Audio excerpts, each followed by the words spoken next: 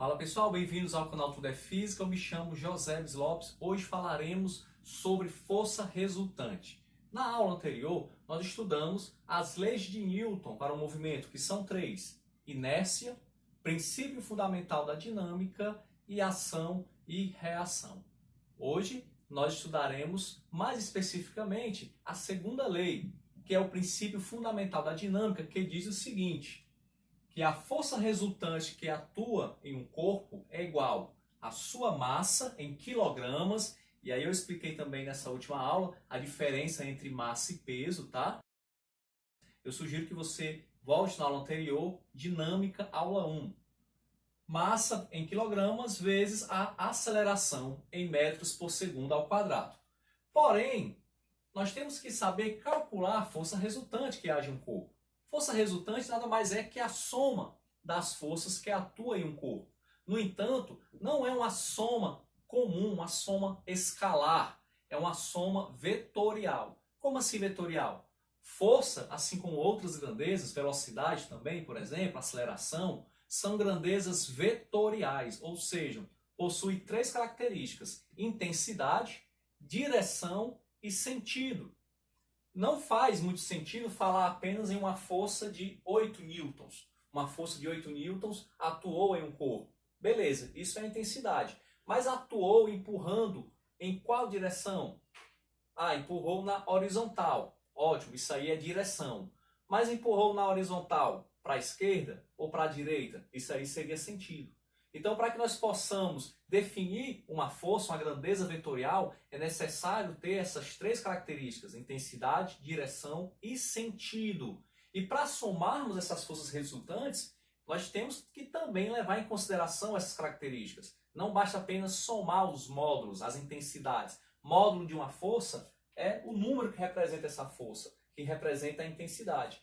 Não basta apenas somar esses números. Nós temos que levar em consideração também a direção e o sentido. Então nós temos aqui 4 casos para se somar forças. O primeiro, mais simples, quando as forças estão com o mesmo sentido. Imaginemos um corpo de massa M e sobre ele atuam duas forças. Força F1 de 6 newtons, empurrando para a direita, e outra força, F2, de 8 newtons, um pouquinho mais forte, também empurrando para a direita. Qual seria a força resultante dessas duas? Como as duas forças estão no mesmo sentido, eu somo os módulos. 6 mais 8.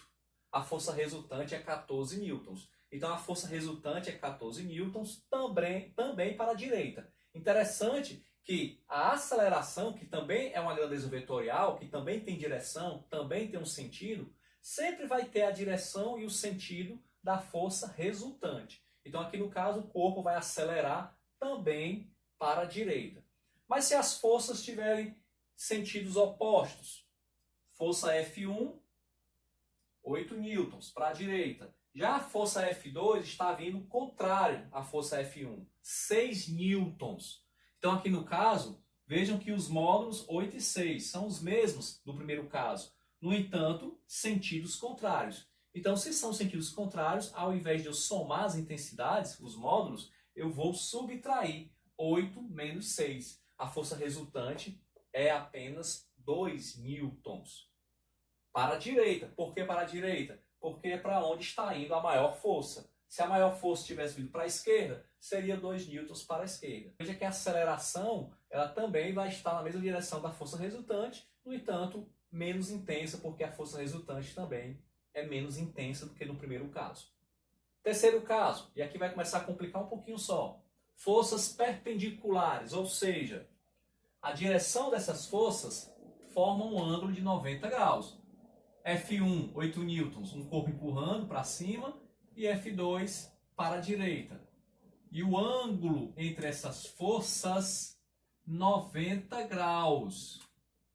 Para você descobrir a força resultante nesse caso, você vai ter que fazer a regra do paralelogramo, ou seja, você vai fechar um retângulo aqui, ó, esse paralelogramo, essa reta paralela a esse vetor, essa reta paralela a este vetor, e a força resultante vai ser nessa direção aqui, ó.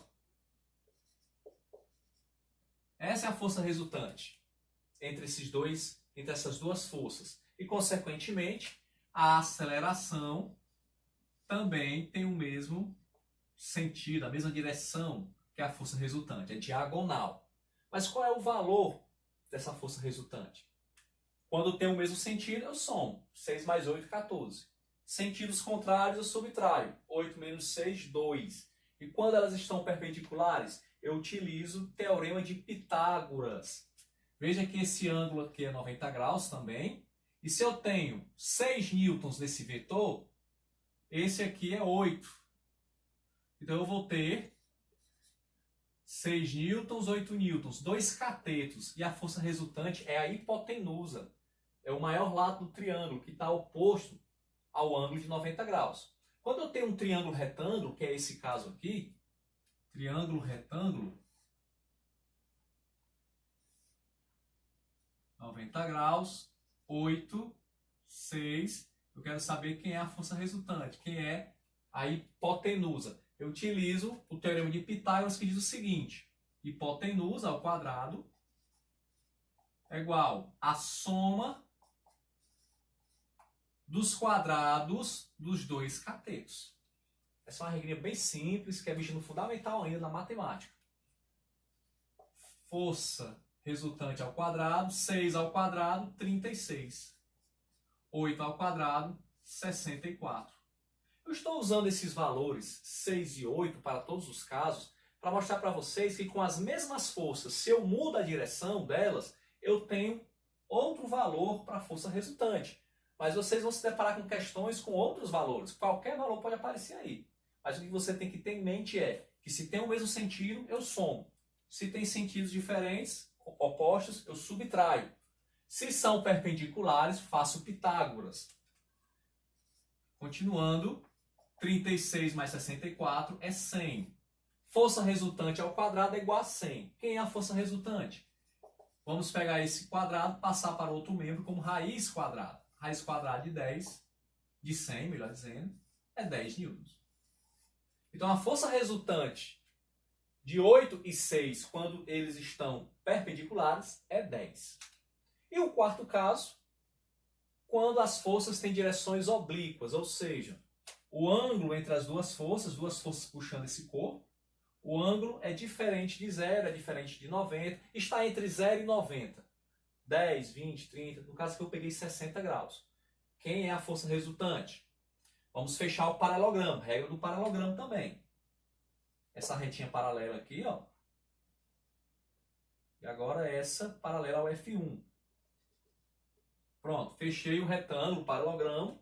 A força resultante vai ter essa direção, onde as forças estão atuando até o fechamento do paralelogramo. Aqui não dá para usar Pitágoras. Nós vamos usar uma lei chamada lei dos cossenos, que diz o seguinte: força resultante ao quadrado é igual a força 1 ao quadrado mais força 2 ao quadrado. Parece Pitágoras, porque Pitágoras é assim: força resultante ao quadrado, F1 ao quadrado mais F2 ao quadrado. Até aqui é Pitágoras, mas não para aí. Eu tenho que acrescentar o seguinte: 2 vezes F1, deixa eu apagar para caber, força resultante ao quadrado é igual a F1 ao quadrado mais F2 ao quadrado, mais 2 vezes F1 vezes F2 vezes cosseno de θ. Quem é θ? É o ângulo entre as duas forças. Então vamos resolver esse exemplo.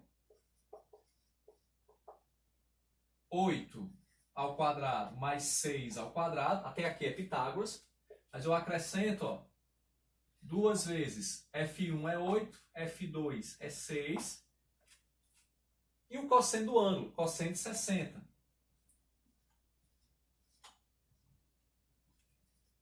Força ao quadrado, força resultante, dá igual a 64, que é 8 ao quadrado, mais 6 ao quadrado, 6 vezes 6, 36, mais 2 vezes 8, 16. 16 vezes 6 dá 96.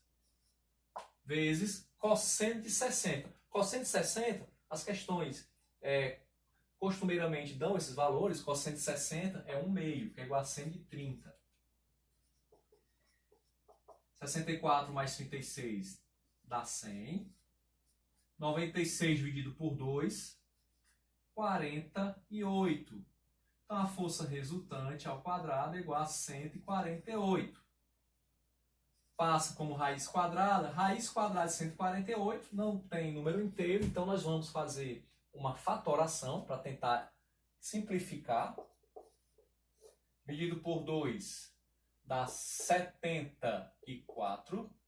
Dividido por 2 de novo, 37. Temos então aqui um número primo, só dá por ele mesmo, e o 1. Vamos fazer por ele mesmo. 2 ao quadrado, 2 vezes 2, vezes 37. Então, fazendo a fatoração, vamos ter raiz quadrada de 2 ao quadrado vezes 37. Eu extraio esse 2, elimino o expoente. Isso aqui é uma matéria do 9º ano de álgebra, extração de fatores do radical. Teremos como resultado 2 raiz quadrada de 37 newtons. Então vejam, 4 casos onde a força 1 e força 2 são iguais, 6 e 8.